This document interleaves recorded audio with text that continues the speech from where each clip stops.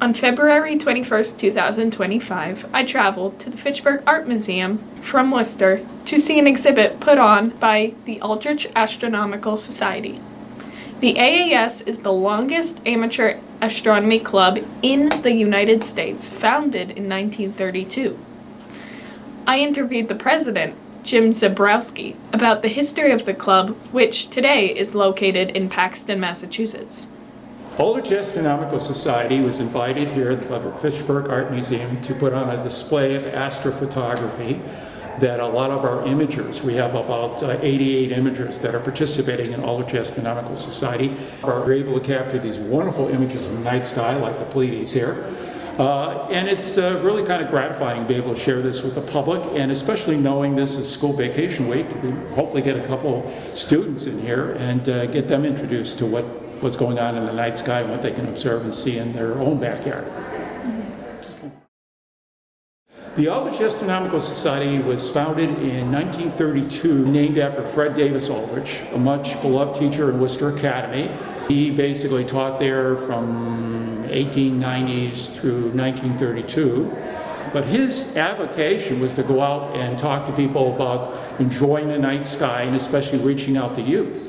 And he did that all through his life until his passing in 1932. And after that, all the people who appreciated him and backed him over the years said, hey, you know, we couldn't do better, but let's name an astronomy club after him. So that's where the name Aldrich Astronomical Society came from, naming it after this teacher, Fred Davis Aldrich.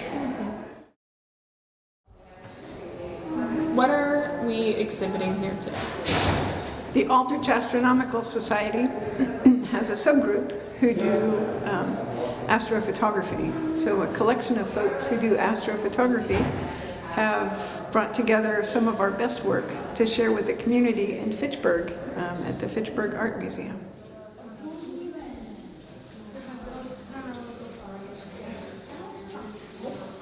The Aldrich Astronomical Society put together a display table so we can introduce students and adults who come here to visit the Fitchburg Art Museum to the community gallery of images that we have for astrophotography. So we thought we'd set up a series of handouts here, both in Spanish and English, basically describing what's visible in the night sky on this end of the table. Handouts, plus describing who we are and what we represent, talking about the upcoming lunar eclipse, which happens on March 13th and 14th. We'd have some cards, which we put out here, kind of describing what our organization is all about.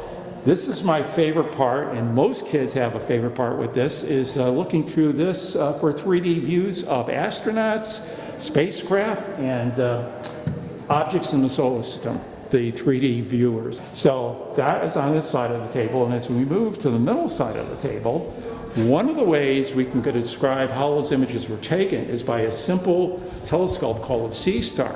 C-star is a combination of optical telescope, software-driven microprocessor with software that drives a camera that's embedded in that little box that you see there. And it can find objects in the night sky by operating off a GPS off your cell phone. It generates its own Wi-Fi signal, and basically, when you log in to your cell phone or tablet, so I set up stargazing, and basically you will see how the images come across.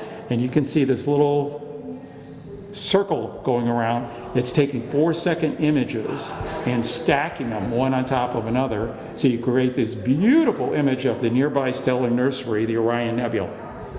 And that's about 1,400 light years away. But it's stacking 4-second images on top of one another, so you get some more detailed images of what the nebulosity looks like. Over on this side, if there were a lot of younger kids, basically, their first introduction is to take a tour of the astrophotography exhibit and then come back here after they check off using this checklist here of what they were seeing and maybe coming up with what their names for these objects would be. They'd come by, and if they were interested, they could take a look to kind of refresh their memory about nebulas and galaxies and use this type of paper here to use the chalk to create their own personal nebulas, their own personal stellar nurseries, and their own galaxies here, and portray them themselves. Around 2 p.m., a group of elementary-aged children arrived and was led through the gallery by another member of the AAS, Dr. Marcia Wilcox. Wilcox elaborated on the subjects in the photos and communicated the scientific concepts into terms the children could understand. Dr. Wilcox is a fine art photographer from Acton with a passion for astrophotography, which is the specific field of photographing celestial objects and other phenomena. This is an image of the Tadpole Nebula, and it's in the constellation Auriga, which is just above Orion in the sky. And it's one that I made using my homemade 6-inch reflecting telescope and a digital DSLR, and with a filter to accentuate some of the different gases that you can see in this nebula. How did you make your own telescope? It's a reflecting telescope. So what you do is you're making a mirror, and you get a glass plank, which is flat, and you start grinding it so that there's a curved surface that you get to a parabola shape, and then you finally polish it so that there's no pits. It's very fine. And then with mine, I silver coated it. I coated it with some silver, and it was very reflective. Then I mounted it into a tube that I constructed, and added a focuser so that I could attach my camera. And then from there, we put it on a mount that allows us to track the stars so that they stay in one place over a long period of time so that we can gather as much light as possible. Some objects are very faint, so you need to do this for many, many hours. As an example, there's another photo just 2 down from here. The fellow spent over 40 hours collecting light. This one, I used about 10 hours of light total, using three-minute exposures and then combining them. So where does that leave us? Why is it so important to take photographs of the night sky, let alone share them with a wider community? Dr. Wilcox put it best. I'm excited about this exhibit because it brings people to a place where they can take a look at things that are in space, most of which you can't see with the naked eye. I'm excited to show people those objects, and there's some art in the science and science in the art. I enjoy bringing people through the wow, what is that? Wow, where is that?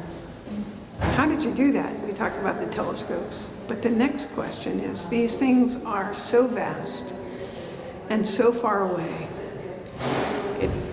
For me and for others, it brings us to the sort of eternal questions of who am I? What am I doing in the universe? What's my place in the universe? Am I small and insignificant? Or am I privileged to be alive and see these things? So when we get past the art and the science to what does it mean to me, then I really feel like I've engaged with my audience. Thank you.